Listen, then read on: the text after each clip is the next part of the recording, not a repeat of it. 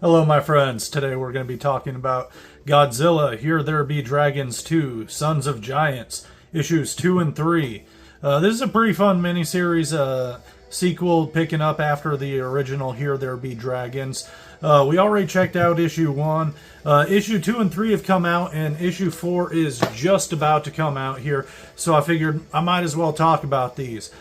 I'm having fun with them, but I do have a bit of a complaint, which is they're really slow. I feel like this would read wonderfully in a trade paperback. The first miniseries read fairly well in single issue form. I enjoyed it more as a trade paperback in a full-on read, and I think I would for this as well. It's the same creative team. We got Tieri writing it. We got Inaki, Miranda here doing the artwork, and it looks really beautiful. Each issue is starting out here with this kind of fabled story from time, and how it's actually being participated by kaiju. So this one is about Beowulf, and it looks like Grendel is actually Hedorah. So that's kind of an interesting concept and take. I had a lot of fun with this. It's really it's a cool story and a crazy wild concept with the whole ancient conspiracy of the kaiju, and kaiju are actually real, but the Illuminati hides it. And that's where this issue after that backstory picks up with, is our main character who was investigating the kaiju here ended up getting kidnapped after the other dude got shanked, and lo and behold, we get this really silly reveal, which I absolutely loved. But first, let me just zoom in. I love all the kaiju masks these people wear that they're talking about through time. And we get a little bit of a reveal that he's the ancestor of the pirate fella from the first miniseries. But the guy who's narrating and talking right here wearing the Godzilla mask, we get just such a ridiculous, silly reveal at the end. I love it so much. But this is where the issue kind of picks up, and I'm like, okay, I'm not disappointed. We get this flashback to an ancient war in the Roman times and what wiped them all out, and it was this clash between all these different kaiju. And Godzilla, Hedorah, Rodan, and Mothra.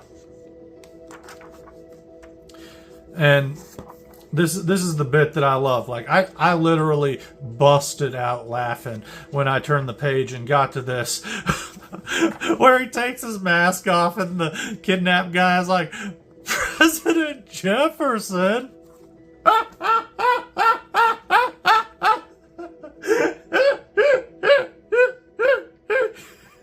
It's so funny. The issue's real slow. Especially with issue 3 not really picking up the action any more than issue 2 did. But I'm loving the whole basic idea and concept of this series with the Illuminati being protectors of the kaiju throughout history. And all the historical people involved. Here's the main cover, and this is a wonderful variant cover. If I saw this at my comic shop, I think I would have bought it. And I'm more torn on the issue 3 because the Mothra cover is beautiful. But this historical cover with the Vikings versus Hedorah is just sick. Sorry for abrupt edit. The cat was going absolutely crazy for a second there.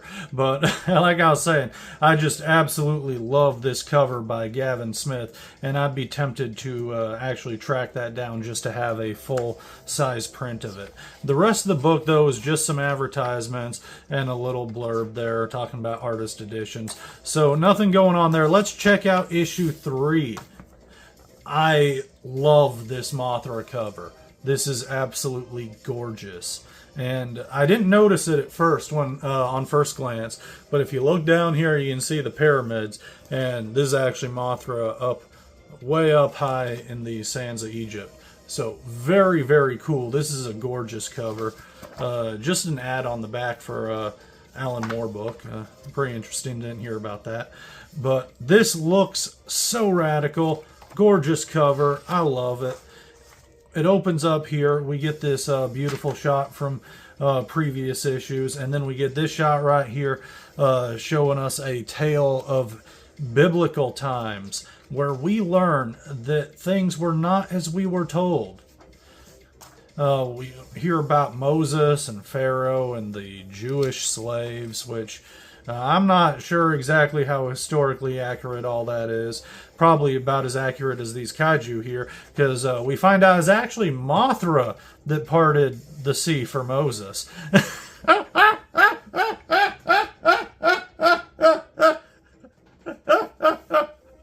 I'm absolutely loving the concept of this whole series with the secret Illuminati who have protected the true history of kaiju. And how they're all intertwined with different myths and fairy tales and folklore and stories and, I guess, religion. And so here we have President Jefferson in the White House with a big-ass knife talking threateningly to this fella that they just kidnapped.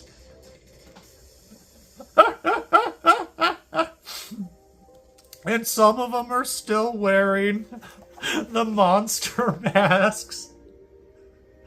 Like, this book is really slow, but it's got so much fun going on in it. I really think this book's failing is that it's just not paced for the monthly type of periodical of just your go into the comic shop monthly comic. But it's a mini series, and I think it was originally intended more as a whole cohesive graphic novel. At least that's my feeling based on just having read these first 3 issues here. But we find out Napoleon was in this Illuminati cult, whatever. Not a cult. They go out of their way to specify it's not a cult in this, but a group. But yeah, it's the Illuminati. Like everybody, Caesar. It's so silly. I love it.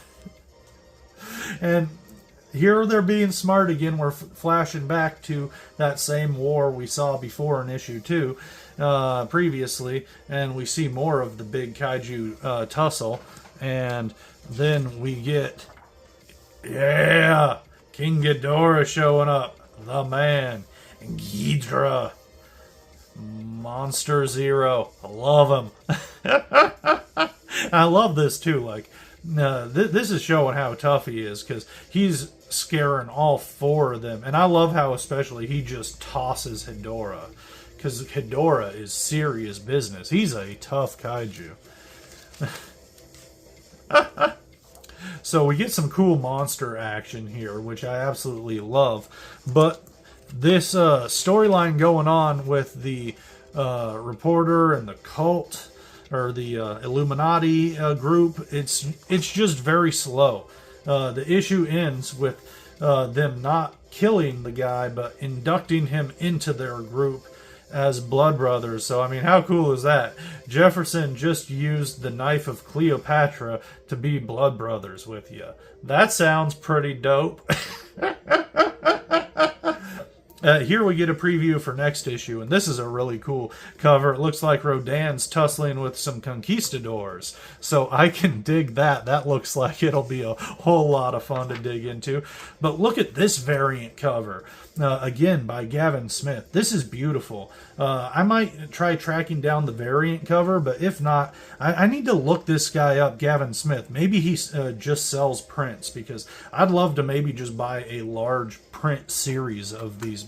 No shade on this guy here.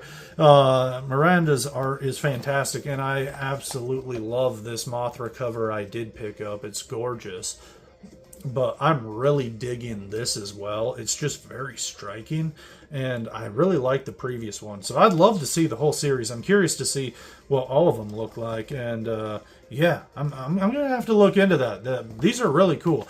All the artwork is good on that. That's what's great about ones like this, where it's like it doesn't matter which one you go with, you're gonna be happy because both covers are just on fire. Yeah, that's so cool. Again, nothing much in the back, just advertisements and stuff. Nothing too meaty, but I'm having fun with this series. I can see all sorts of complaints with it as far as it being slow, because it is. But the ideas behind it are just absolutely wild and fun.